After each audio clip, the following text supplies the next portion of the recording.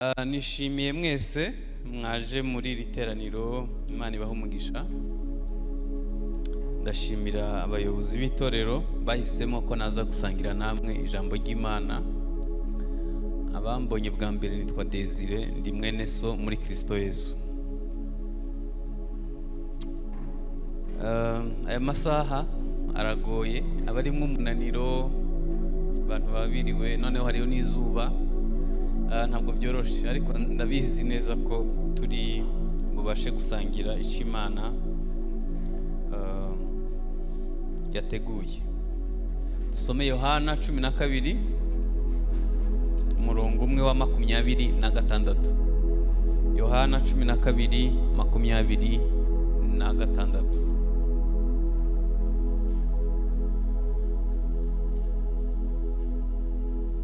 Yohana 12:26. Haravuga ngo umuntu nankorera nkurikire, kuko aho ndi n'umugaragu wanjye ariho azaba. Umuntu nankorera data azamuha icubahiro. Amen. Ku butumire bampaye barambwiye ngo nzavuge ibyiza biva mu gukorera Imana, cyangwa se inyungu ziva mu gukorera Imana. Nico bifuje ko twaganiraho. Yesu baramubajije ngo umurimo w'Imana ni iki, cyangwa se gukorera Imana ni iki? Aravuga ngo gukorera Imana cyangwa se umurimo w'Imana ni ukwizera uw'Imana yatumye, ari we Yesu Kristo. Umuntu uri muri iri teraniro utarizera, ndamwinginze uyu munsi uba ari wo munsi we wo kwakira umurimo w'Imana muri we, ari wo kwizera Kristo mu buzima bwe. Hanyuma hirya yo kwizera uw'Imana yatumye, umurimo w'Imana ukomereza mu guhinduka no gusa na Yesu. Aha abantu benshi barahakwevye, barabizi ko hababaza, kuko guhinduka ku ngeso nico kintu kimwe nabonye kivuna. Hanyuma kubera ko abantu benshi bazi ko ibyo bintu bibabaza, bisaba kubambanwa na Yesu no kuzukana nawe, abantu benshi bahisemwo ubundi buryo bwaborohera butari ubwo bugoye, kandi babonye n'abapasiteri babibafashamwo, bababwira ati nimuzi iwacu dufite ikiganza gishushe, turagukoraho inyatsi na karande n'imikoshi n'amadeni n'ibindi byose bite bigenda. Ibyo bintu babakorera sinzi neza ko bishobora gutuma usa na Yesu.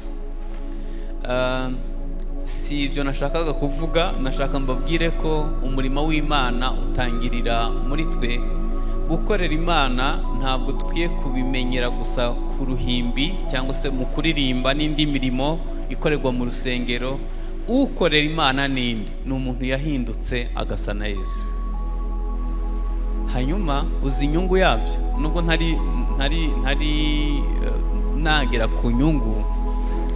Ibyo ukora usa na Yesu cyangwa se uhinduka unezeza Imana, bizaguhesha kubihemberwa mu bwami bw'Imana.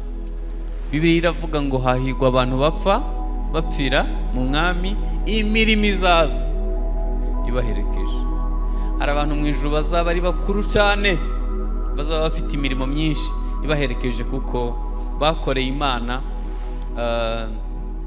bakorana nayo. Paulo yaravuze ngo ubwo dukorana nayo, haleluya, babwira akantu gakomeye, hari ugukoreshwa nayo no gukorana nayo.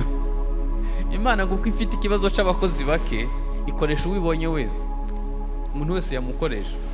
N'ibikona bya Gaburiyeliya, n'igihuru Imana yakivugiyemwo ivugana na Mose, ariko mu busanzwe muri Bibiliya igikona ni ikizira, isezerano rya kera, ariko Imana yacifashishije. Ariko hari abandi barenze urwego rwo gukorana, rwo gukoreshwa nayo, bahinduka abafatanyabikorwa n'Imana mu mirimo yayo. Bene abo ntacyo izakora itamenyesheje intore zayo. Bene abo n'agace atuyemo, kugira ngo hagire ikintu kikabaho, ibanza kumenyesha uwo muntu. Haleluya. Hanyuma ndashaka kubasangiza akantu katanejeje. Abantu benshi bamaze kubaho mu buzima buvunitse, baremerewe n'ibyitwa umurimo w'Imana. Mbaho urugero, muri Amerika abapasiteri 78% bicwa n'indwara zo mu mutwe kubera umunaniro w'ubwonko. Mwumvise ukuntu bibabaje? Hari abantu nyambona mu rusengero bakeneye isabato, bakeneye uburuhukiro, kandi bishwe n'umurimo w'Imana.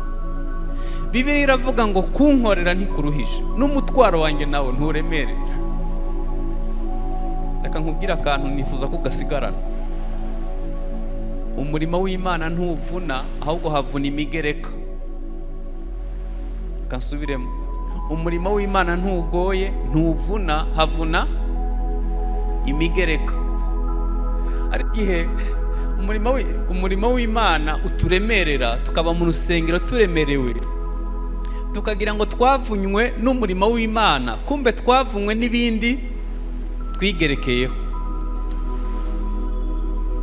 Nta mwanya mfite, nari kubabwira ubwoko bw'imigereka twagiye tugerekaho.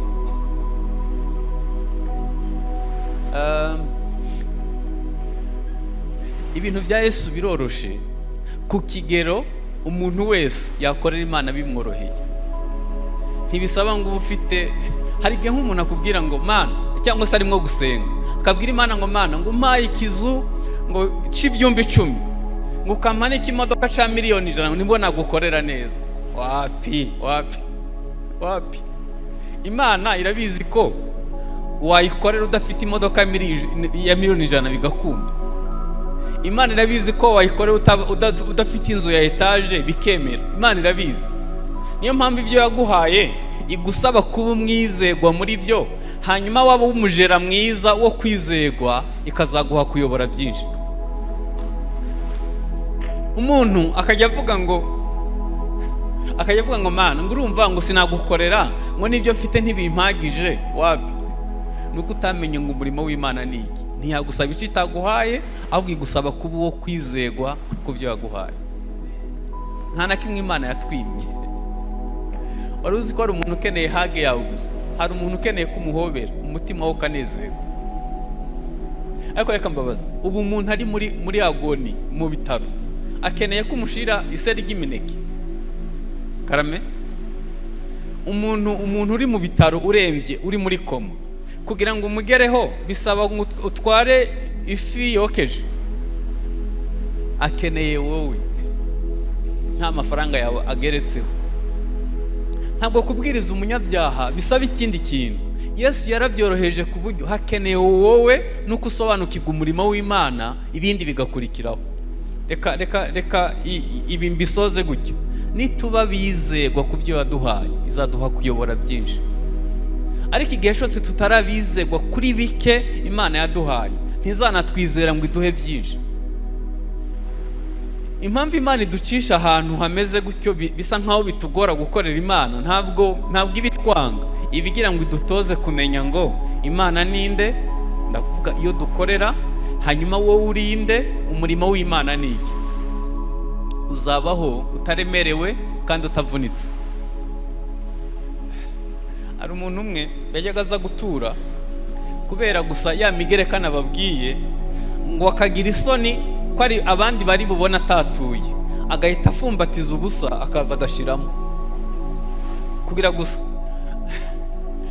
Noneho rimwe Imana iramuvumbura, imuvugaho ibintu bibi, iramubwira ngo ubwo wampaye ubusa nanjye nzakwitura ubusa.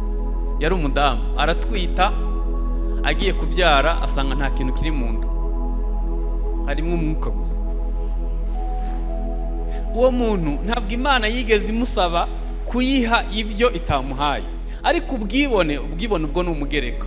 Ubwibone bumubwira ko adahagurutse abandi bamuseka, akajya afumbatiza ubusa.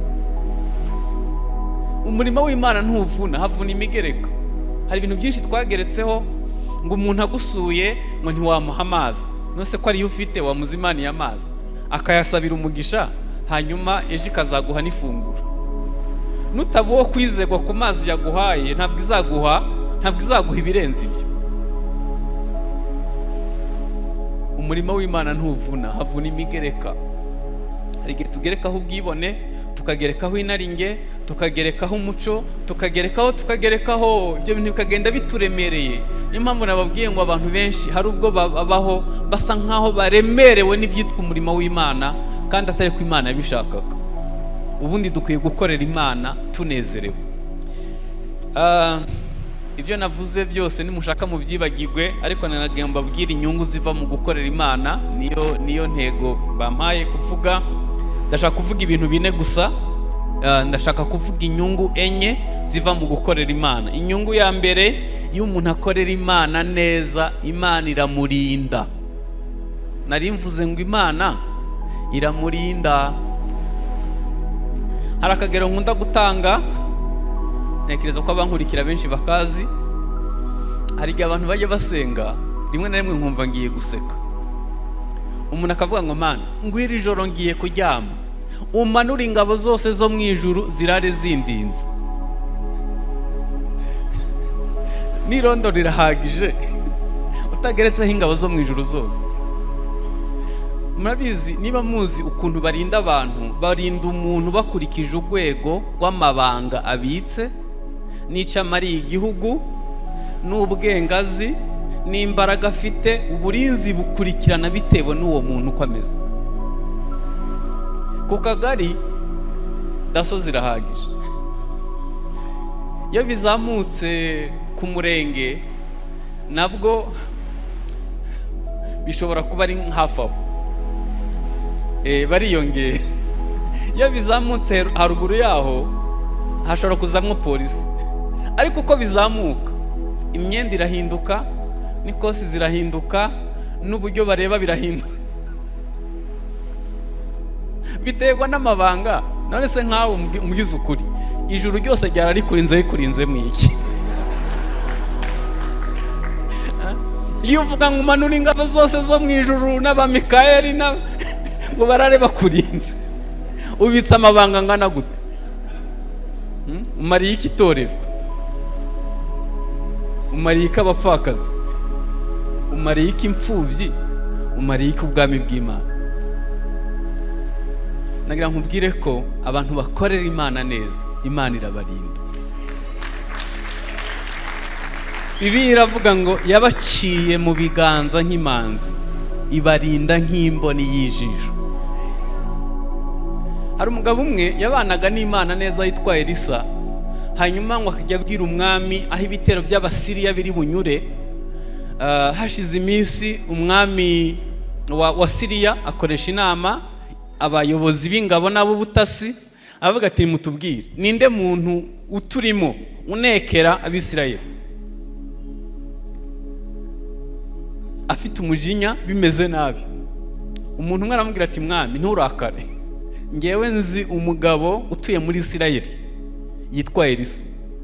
Buri nama dukoreye mu murere ntabwo ari muri saro, higiyo mu ibanga, arayimenya akayibwira umwami. Umwami ahita aravuga ngo buce mwamunzaniye, yohereza aba special force bajya kumuzana. Bazana n'ibifaro n'ibintu baragota.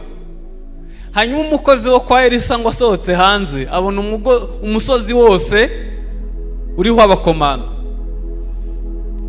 Nanubwo yiri wava mu nzu, umukozi azaciye igikubo. Uzi ukuntu yamusubije? Yaramubwiye ngo wisakuze, ngo ahita arasenga isengesho ryoroheje. Yaravuze ngo Mana, humura amaso y'uyu musore amenye ingabo turi kumwe.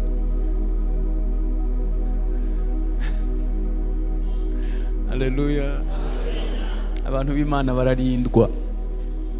Abantu bakorera Imana neza, Imana irabarinda. Ntuzamwigabize, ntuzamugambanire, ntuzamuhagurukire, Imana yaguhagurukira. Ntuzanamuvuge nabi, ntuzanamutunga urutoki. Nubona yagize n'intege nke, uzarebe hirya wikomereze, ushaka upfukama umusengere, Imana izabiguhera umugisha. Ariko ntuzahagurukire uwasizwe, umuntu Imana irinda nk'imboni y'ijisho. Amen. Iyo umuntu akorera Imana neza, Imana iramurinda. Ntabwo natanga urugero rwa Eliya nabaje kumufata abasirikare kabicisha umuriro. ntabwo abantu b'Imana, Imana yagiye ibarinda mu buryo bukomeye. Nagiye mbona Imana irinda. Haleluya. Ikibazo kiragaruka hahandi, bakurinda ubitse ibingana bite, cyangwa se ufite umumaro ungana iki mu bwami bw'Imana. Icya kabiri, mwibuke ko twasomye ijambo rivuga ngo umuntu nankorera nkurikire, kuko aho ndi n'umukozi wanjye niho azaba, umuntu nankorera data azamuha icyubahiro. Icya kabiri, iyindi nyungu ya kabiri iva mu gukorera Imana, iyo umuntu akorera Imana neza, Imana imwitaho. Reka nkoresha imvugo igezweho, imuha keya. Imana iyo ikorera neza ikwitaho. Iyo ukorera Imana neza, Imana imenya iby'ingenzi ukeneye mu bwami bwayo. Mbabwire gute? Imana ntitanga ibyo dukeneye byose, imenya ibyo dukenye akaba ari ibyiduha. Iyo ukorera Imana neza, imenya ibyo ukeneye ikabiguha, iguha keya. Nge ntabwo Imana nyibonera mu bintu bikomeye, ushobora kuyibonera mu mazi. Niba nari inyotewe, hanyuma Imana ikampa amazi avuye kuri yo, bimpa icyizere cyangwa se assurance ko turi kumwe. Reka mbaho urugero. Mu butayu Imana yarinze imyambaro yabo, agakanzu bambitse umwana yavutse yarakuraga n'ikanzu igakura. Agakweto bambitse umwana yavutse, ikirenge cyarakura n'agakweto kagakura. Iyo umuntu akurana n'imyenda, agakurana n'inkweto, nta keya y'Imana ibirimo. Reka mbaho ubuhamya. Twakoze ubukwe na madamu muri 2017 z'ukwa karindwi. Kuri 18 umuhanuzi azindukira mu rugo. Murebe hano ngiye gusoza. Umuhanuzi azindukira mu rugo, arangije aratubwira ngo mugiye kwiga ishure kandi rizatinda. Nahise mbabwira nti bamwiteho bamwakire ahita agenda, kuko ndi umusore nari nararushe, nahuye n'utuntu tugoye, nkumva ninkora ubukwe nzahita ndicara nkarambura amaguru nkafatwa neza. Mbega ngo ishuri riratinda. Ngewe na madamu twamaze imyaka 7, twese ntawe n'uhembwa n'igihumbi, tukodesheje tubaho. Ntabwo ryatinze, tubyara abana 2 bajya kwiga, tukiriho turiga. Mbega ishuri ryari rikomeye. Cyantangaje rero, nico gihe bambwiye ko nambaraga neza kuruta ikindi gihe cyose. Hanyuma inshuro twariye nk'inyama muri ico gihe nazibara, nukuri nababeshe nazibara, ariko twafata ibirayi byacu n'ibishimba Imana yaduhaye tukabisengera, Imana igashamwa amaproteine tutabonye, kuko iduha kenyene, kuko irimo kutwigisha. Nagiye kwa muganga barambwira ngo ugabanye inyama nyinshi zitukura, ngo kuko wariye nyinshi.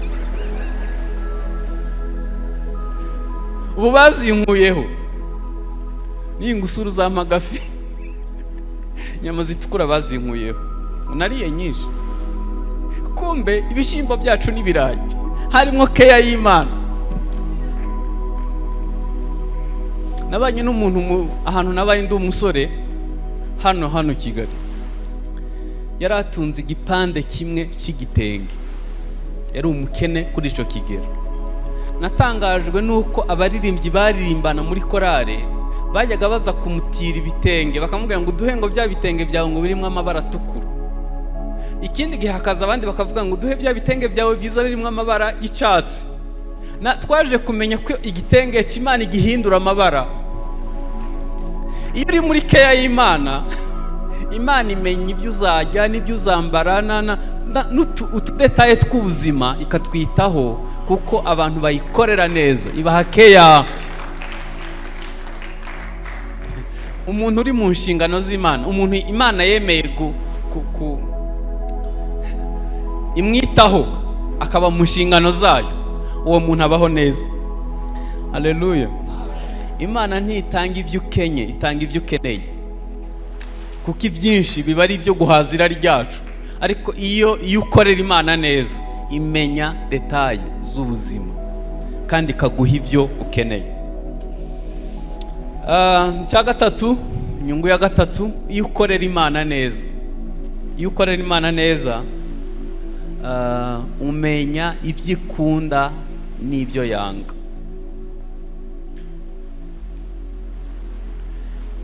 Uwo muntu Imana imumenyesha ubushake bwayo, akamenya ibyo Imana ikunda n'ibyo yanga, kubera ko ubundi hari ibintu tutazi ko twaremewe.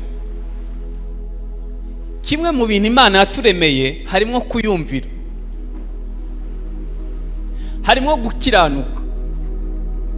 Nasomye Gutegeka kwa 2:28, haravuga ngo iyi migisha yose izabazaho kandi izabageraho nimugira umwete wo kumvira Uwiteka Imana yanyu.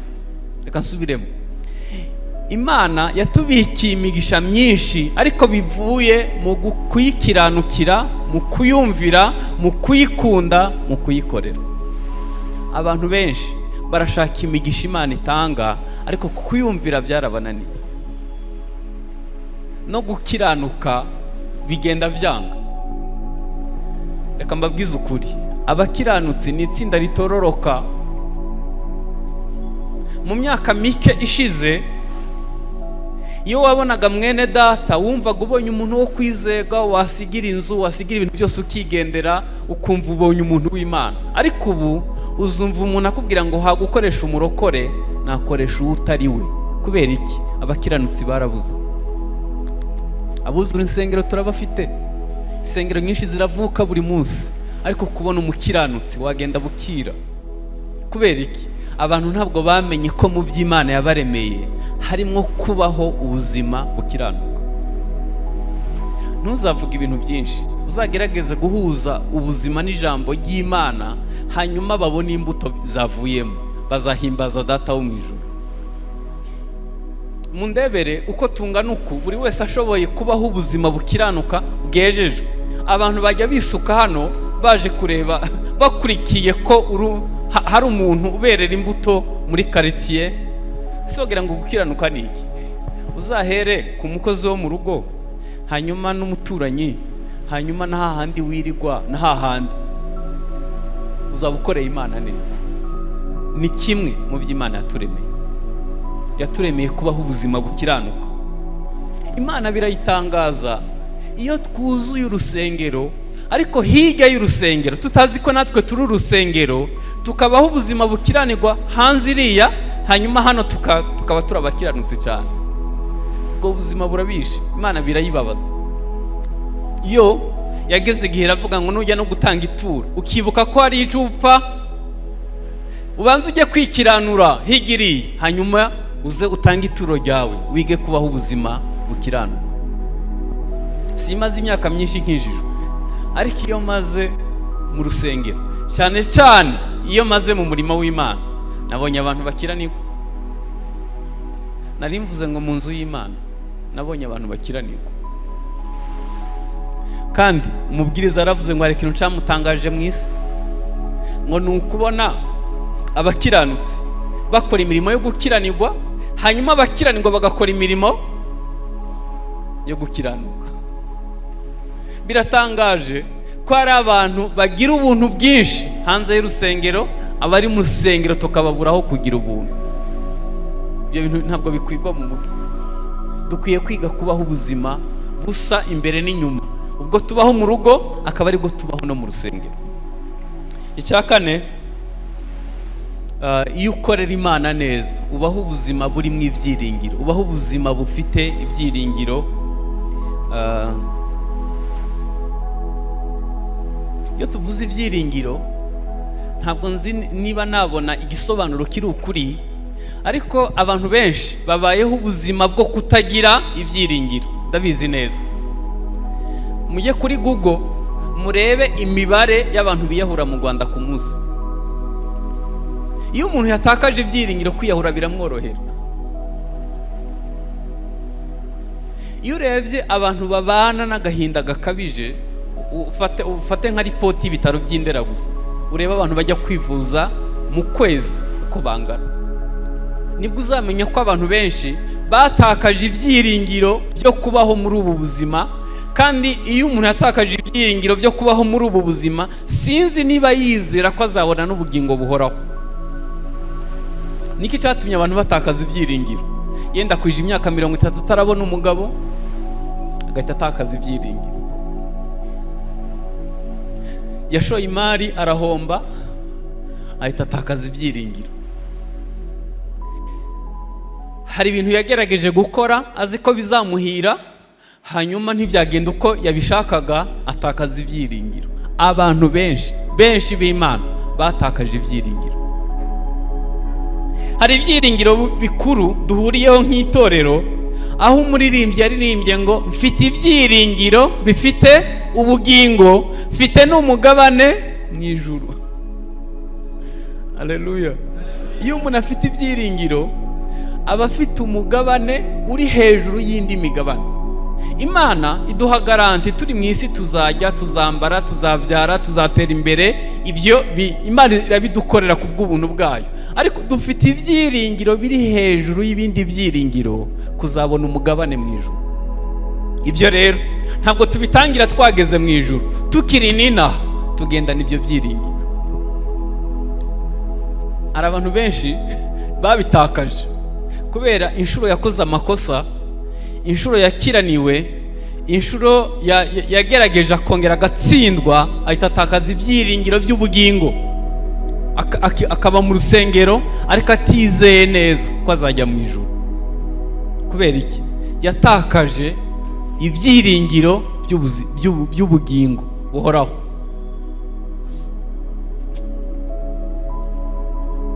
Haleluya. Tukiri mu isi tuzahabwa umugabane, kandi usibye umugabane duhabwa turi inaha, no mu bwami bw'Imana tubikiwe umugabane urutindi. Dukwiye kubaho tutaratakaje ibyiringiro. Reka nsubiremo impamvu abantu benshi batakaje ibyiringiro. Ni inshuro bakiraniwe, agahita yumva ariyanze, akumva n'Imana ntiyamukunda, ntiyamwemera, ntiyanamwakira. Imana nimeze nk'abantu. Hari ibintu bitatu nzi neza ko tutarasobanukirwa. Icya mbere ni urukundo rw'Imana, icya kabiri ni imbabazi zayo, icya gatatu ni ubuntu Imana igira. Ni ukuri Imana yakwemera ukongera kubaho ufite ibyiringiro by'ubugingo. Hanyuma Imana birayitangaza iyo ibintu bike wabuze mu buzima cyangwa se ibyo utarageraho bigutesheje ibyiringiro by'iteka ryose. Imana yibaza niba warigeze usobanukirwa icyo bivuze ubugingo buhoraho.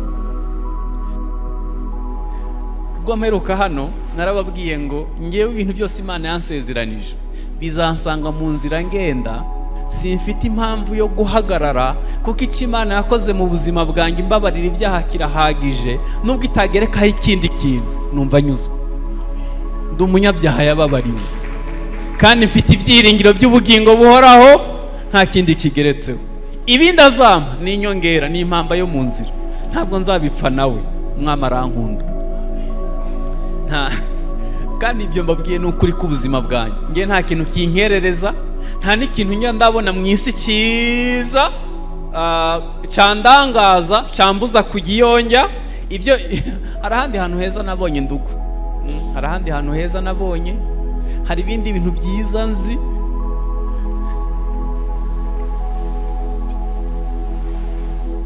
Iyo umuntu afite ibyiringiro by'iyajya, ntakererezwa n'ibibonetse byose. Wapi nubwo dusiga akabara k'umweru, tukambara neza, tukanajya neza, hari ahandi heza hatari inaha. Hari ibindi byiza Imana bikiye abayikunda. Ba mukristo bari ku misozi y'igikundiro, ngo babirebesheje amadarubindi, ngo hanyuma ngo baragwara bagwaye urukumbuzi, ngo baratuma baravuga ngo nimutubonere umukunzi wacu mubwire ngo urukundo rurabishe. Baragwaye bagwara urukumbuzi kubera kurangazwa n'ibi tureba by'inaha, ibi navuze by'inaha. Abantu batangiye kwibagirwa iyo bajya, batangiye kwibagirwa Imana bakorera, bibagirwa n'ibyo yiringiza abo yahamagaye, kubera gusa koko babuze.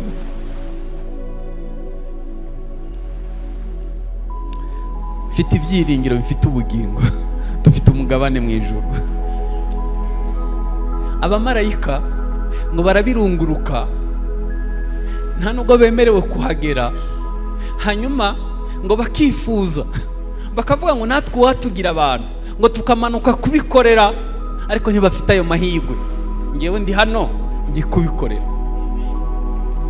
kubera ko ushonje, simvuze inzara y'umubiri. Mu kugira ibyiringiro hari ukuntu wicara ugereranya. Muri Kongo umukecuru witwa Mariyamu, ngo hari umukongomani yagize amahirwe yo kujya muri Amerika, hanyuma ngo ageze yabona Amerika ukuntu ari nziza, avuga nabi, aravuga ngo hajya ngo iri si rya juru batubwiye, sinshobora kuba nageze mu ijuru nkaba ntabizi. Umukecuru yari arabimenya, noneho umugabo agarutse muri Kongo aramuhamagara, avuga ati mumpamagara wa mupasitori. Araza aravuga ngo wihane, warahemutse, wagereranyije ibitagereranye. Ibyo wabonye muri Amerika sinagakungugu k'ibyo tuzaraba. Hari ibintu Imana yateguriye abayikunda, hari ibintu Imana yateguriye abayikunda. Haleluya. Sinzi ko nabikubwira ngo ubyumve, ndabizi neza ko kuri ubu udafite amatwi yo kubyumva, ariko reka mpfe kubivuga.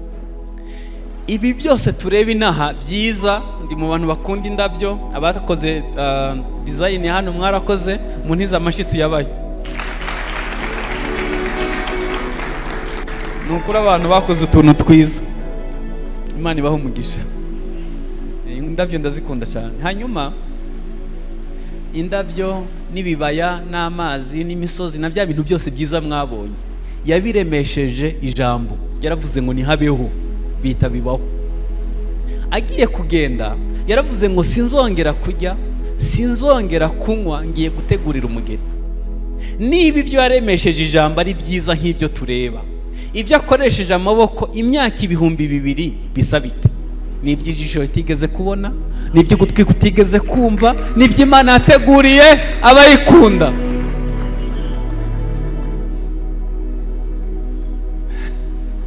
Umunsi wabisobanukiwe uzabaho ubuzima buhindutse.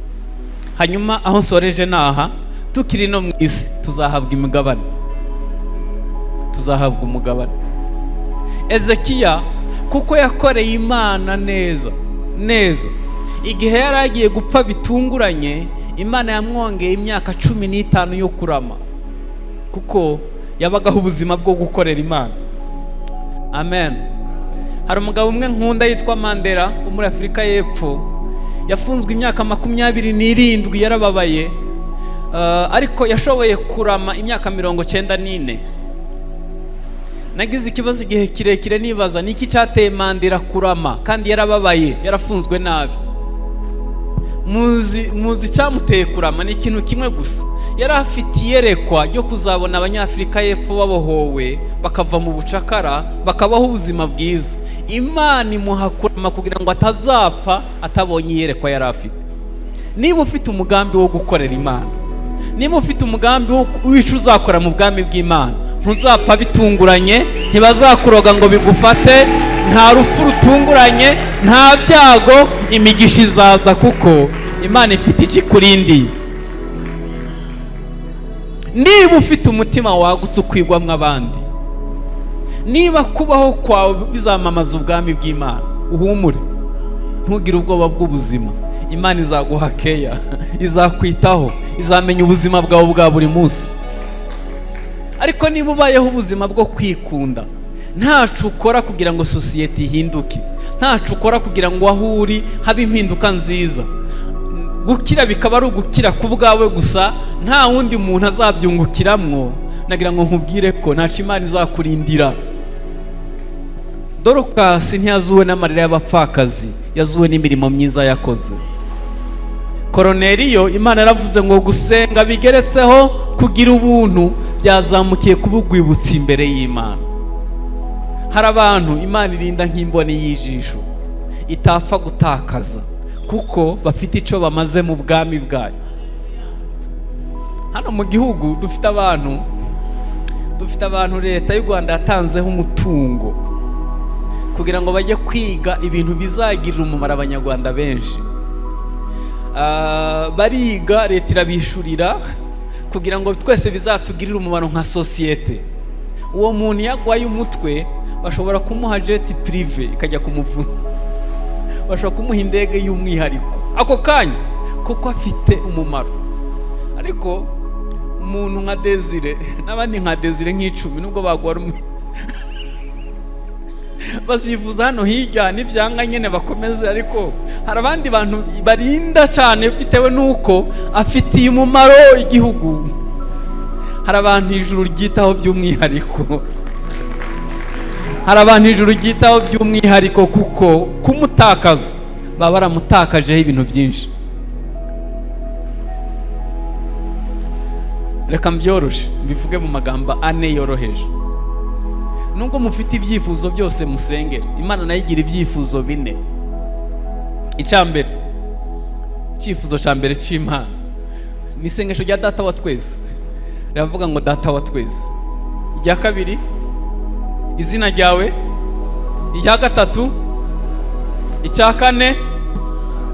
Ibyo nibyo byifuzo bine by'Imana. Icyifuzo ca mbere cyatuma Imana iturinda nuko tumenya ko Imana ari Data. Iyo imaze kukubyara yifuza kubaho ubuzima buyubaha. Wamara kubaho ubuzima buyubaha, ubwami bw'Imana bukaza muri buri gace kose ubamo, hanyuma ubushake bw'Imana bukaza aho utuye.